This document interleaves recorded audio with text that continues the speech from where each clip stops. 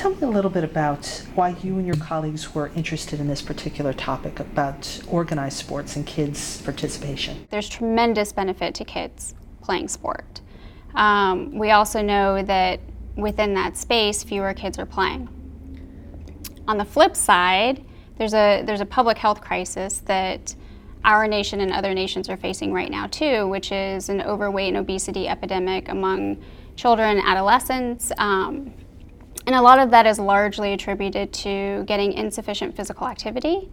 And I have always seen sport as a solution to really everything, but particularly health. And in that realm, we know from the scientific literature that fun is the number one reason why kids play. Inversely, not having fun is the number one reason why they drop out. So in the face of, fewer and fewer children being engaged, not just physically active through free play and things like that, but particularly in organized sport, we saw this as an opportunity to really distill what is fun for kids. You'd mentioned fewer people participating in organized sports. Can you give me some numbers and over what period of time has that dropped off and why? The statistics that are often cited is that 70% of kids will drop out by adolescence, so somewhere between the ages of 11 and 13. And that on average, we lose about a third of kids annually that are dropping out.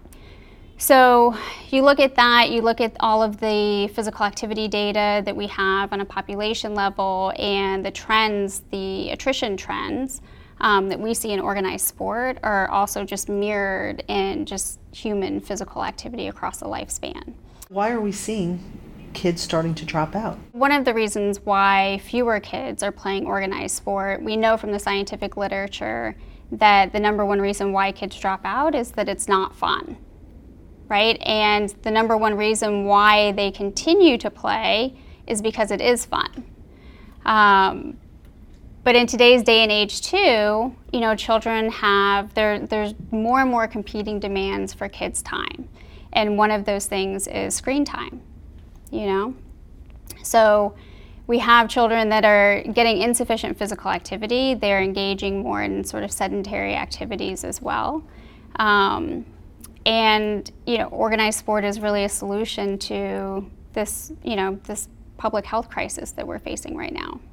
When kids say, I'm not playing because I'm not having fun anymore, did you and your colleagues look at specifics? What was causing them to perceive that they weren't having fun or not to have fun or not enjoy it as much as they used to? Yeah, so in our studies, we went out into the Washington, D.C. metropolitan area, and we engaged soccer players between the ages of 8 and I believe 19 years. And we really sort of embedded ourselves in the soccer community for a number of years. And this first study that we did looked at all of the reasons why kids play. And what we wanted to do was to collect this data in a really rigorous and systematic way, but that had a lot of innovation behind how we could disseminate the findings. And so when you're talking about, evidence-based practice, you want to make that data as consumable as possible to the public. And so we thought, what better way can we do this than designing a rigorous research study and then being able to generate these three-dimensional concept maps. And so we set forth on basically developing what are called fun maps. And so we went out into the soccer community and we started by having kids brainstorm all of the things that make playing sports fun for kids. And so we engaged, I believe it was about 142 kids across both sexes, competition level, and from 8 all the way up to 19. And we also thought, kids aren't the only stakeholder in the youth sports space. They're the most important and they're the primary, but that experience is also, heavily influenced by coaches and parents. So we also engaged them in our studies as well and had them brainstorm and identify all of the things that they think makes playing sport fun for kids. And so then we collected all of this data, go back, we analyze it, and what we find is that the coaches, parents, and the kids were able to identify 81 very concrete, distinct determinants of fun. So essentially we have this concept, right, this emotive feeling of an experience that is largely abstract, and they were able to distill it down to 81 specific things. And so we had that data, and then we went back to them and we said, you guys did a phenomenal job. Like, who would have thought, right, that fun, this 3-letter word, could mean 81 specific things. And we said, now we need you to help us understand how all of these things sort of fit together. And so they sat with a deck of cards that had each of the determinants on a card, and they sat and basically pile sorted them in a way that made sense to them. So they did that, the parents did that as well, the coaches. And then we gathered the way in which they sorted all of their data. And then we also had them rate on a scale of 1 to 5 from least important to most important, help us understand and discriminate sort of between, what is most fun for you from that which is still fun but doesn't contribute as much, because there's 81 specific things, so they can't be all equally important. So we had them rate that data. So here we have all this sorting data, all this rating data, and then we went back and we analyzed that, and then we're able to generate what's called these fun maps that really take all this very rich data, this qualitative data, all the ideas that the kids generated, combined with how they sorted it conceptually, combined with all of the rating, and you can then overlay it on top of one another into 3-dimensional space, and you have a visual blueprint for what fun looks like for kids. What does fun look like for kids? The 81 specific determinants are organized into 11 specific fun factors. And those 11 fun factors, we then have that quantitative data behind that, so we know now what's most important and what's least important. And what's interesting is that we find that the top 3 fun factors for kids are trying hard, followed by positive team dynamics, followed by positive coaching. So just within those 3 fun factors are 28 specific determinants that make up those 3 factors. Did winning fit into any of those? Winning is one of the 81 determinants. It is not the most important, as some might surmise. I believe when we look at that data, it ranks among children number 41, I think. And then that means that there's 40 other determinants rated higher. What can you do? And what do you get from that? What we've done is really try and do a very intentional job of taking the research and disseminating it back into real-world application. And so one of the things that we do is we work with sport organizations, or we work with local programs, so that they can not only become educated about what really makes the sport fun for kids, but then also start to take that scientific evidence-based data and implement it into their programs. And so some are doing that by using the fun maps as a framework for various coaching education programs.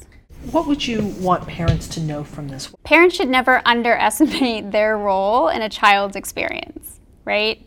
And we know from our data from the fun maps that parent presence and the way in which parents talk to their kids really contributes to the overall quality of the fun experience for kids.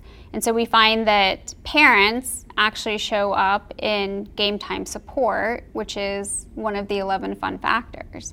And so what children are saying that they are looking for from their parents in the sport space is to be there to support them and to watch them play and to encourage them. You know, it's all centered around positivity. And so I think for parents, it's really about, you know, how is your presence and how are the words that you're saying, are they additive to the sport experience or are they taking it away? What else can parents do to encourage their kids? It's really about, I think, talking to your kids and asking them what they want. You know, so, you know, checking in with them occasionally, asking them, you know, how much fun are you having? What is fun about this sport or that sport? And creating a safe space so that kids can talk to their parents and they're comfortable in voicing their needs. So it's really easy for us as adults to kind of impose or live vicariously, either in subconscious or conscious ways, you know, through our kids. And it really comes down to listening to what they want and choosing our words, you know, wisely. Words matter. You had mentioned the coaching, the positive coaching, as being an important fun factor. How do parents assess whether this is a good coach or a good fit? One of the ways that parents can assess whether or not their child has a good coach is, one, just through simple observation at practices and games. You know, is the coach a positive role model? Is she or he encouraging? Are they very hands-on and instructional? Do they have a lot of knowledge about the sport? And then also just, you know, checking in with your kid and asking, you know, what their experience is like, what do they like about the coach, what's helpful, things like that go a long way in really having a better understanding of what the child's experience is with the coach. And message to coach and coaches from this research? I think the biggest probably message for the coach is just what a tremendous influence they have on a child's experience. And for kids to identify positive coaching and 11 or 12 specific determinants that make up positive coaching, and to have those be in the top 3 fun factors is, you know, that's a lot of important data right there. Just in underscoring the role that a coach has. And I think, you know, looking at it as an opportunity, and I think one of the best pieces that, you know, things that a coach can say to themselves or ask themselves is, you know, how would I want to be coached? And to do that. Are there any other next steps from this research? We're still publishing out of all the data that we've collected so far. So, you know, we've learned a lot from the fun maps in that first study. And, you know, one of the cooler sort of findings is, you know, our data shows that winning is not the most important. It is one part of the experience, but is one of 81 determinants. And something that we don't think about a lot of times is that, you know, winning is the outcome. You know, and there will always be a win and a loss in every team sport. And that, you know, through the data, the kids are telling us that we need to focus on those moment-to-moment experiences and not so much on the end outcome. What's the bottom line? What's the importance of seeing what's keeping kids involved in sports? I think the public health implications, you know, given the tremendous benefit that sport provides kids, it is absolutely a solution to, you know, competing demands with screen time, and in the face of insufficient physical activity, we know that children need consistent, regular physical activity for normal health and development. And sport can be a huge part of that. But the big, I think, challenge is once we get kids in sport, we have to keep them in sport, right? So in doing that, we have to keep up and compete with other things that are also fun for kids. And so it really becomes about how do we maximize a child's experience, and how can we use science to really inform what we're doing to ensure that we're providing the best possible experiences for kids, and that they want to come back and they want to keep playing. Is there anything I didn't ask you that you would want to make sure that parents take away from this?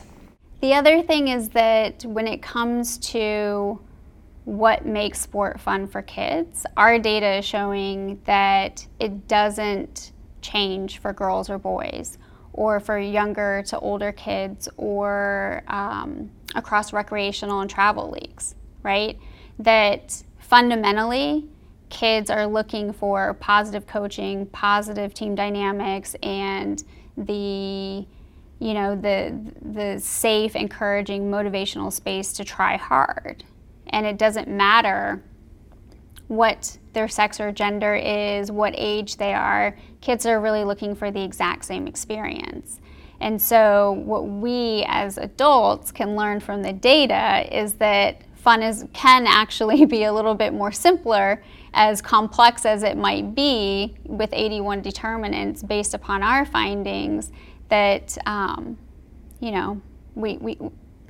we can make it much simpler than we think that it is a lot of times, just because of the different, sex and gender stereotypes that are imposed. That, for girls, it's all about social interaction and team friendships.